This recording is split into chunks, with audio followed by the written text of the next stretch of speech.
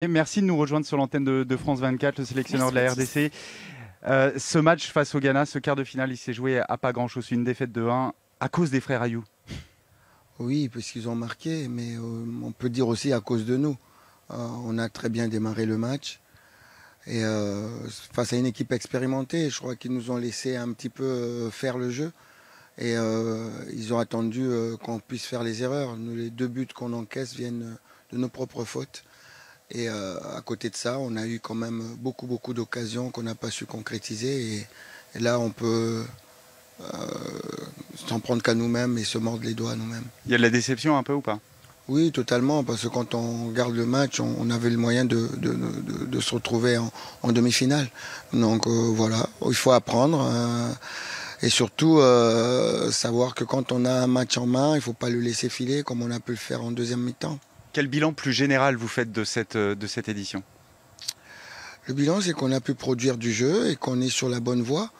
Le bilan, c'est que désormais, quand on joue contre une équipe comme la Côte d'Ivoire et qu'on fait match nul, je vois mes joueurs dans le vestiaire qui sont presque abattus. C'est comme si faire match nul contre la Côte d'Ivoire était une déception, alors qu'il y a quelque temps, ça aurait été un cri de joie. Et là, la même chose, disons qu'on est sur la bonne voie d'être parmi les meilleurs. Et moi, c'est ce que j'ai remarqué aussi personnellement en vous voyant, en regardant cette équipe de RDC évoluer, une équipe qui produit beaucoup de jeux, qui a beaucoup marqué, 7 buts. Vous avez terminé en tête de la phase de groupe, meilleure attaque de la phase de groupe avec 6 buts et puis un but hier extraordinaire d'Mpoku. C'est ça votre philosophie de jeu à vous, Florent Ibenge, porter vers l'avant, porter vers l'attaque? J'aime ça, j'aime faire le jeu. Mais c'est vrai, le jeu se fait en fonction des joueurs que vous avez. Il faut pouvoir être malin, comme on a été face au Maroc. Quand vous êtes dans l'incapacité de faire le jeu, il faut pouvoir faire le dos rond et malgré tout tirer un bon résultat. On l'a fait contre le Maroc. Ensuite, les autres matchs, je pense qu'on a montré un football agréable.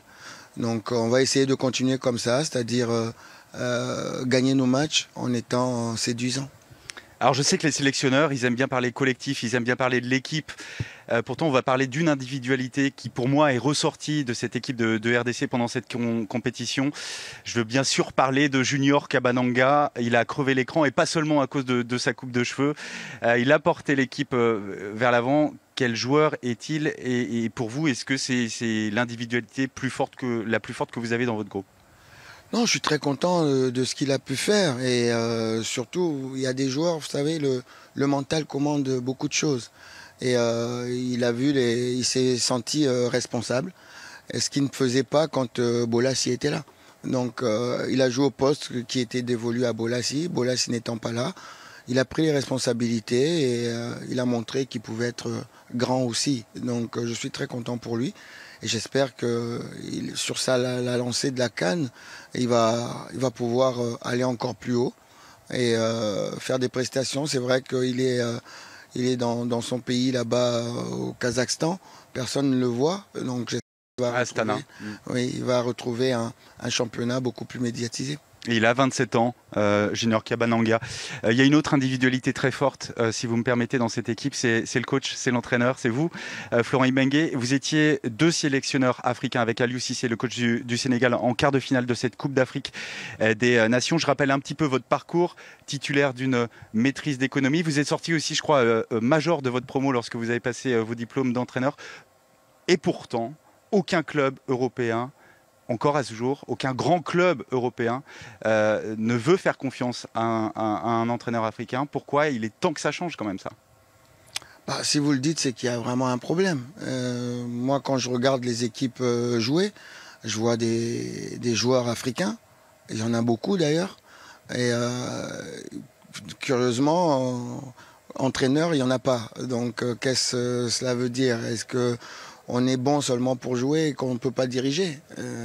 Là, c'est aussi un problème. On est au 21e siècle. Voilà, parler de ça, parler de la parité entre hommes et femmes, ce sont des choses, moi, qui me dépassent quand on parle de ça au 21e siècle. Ça devrait être naturel, mais on parle encore de la journée de la femme, on parle encore... Enfin, bref. Hmm. Voilà pour le message de Florent Ibenge. Un mot quand même sur la demi-finale. Est-ce que les demi-finales, est-ce qu'il y a un favori? Est-ce que vous avez une équipe justement pour vous qui peut tirer son épingle du jeu dans ces demi-finales? Non, je crois que les quatre équipes ont des arguments. Il y a des atouts pour chacune des équipes, mais c'est vrai qu'il y en a une qui montre une solidité exceptionnelle, c'est l'équipe de l'Égypte.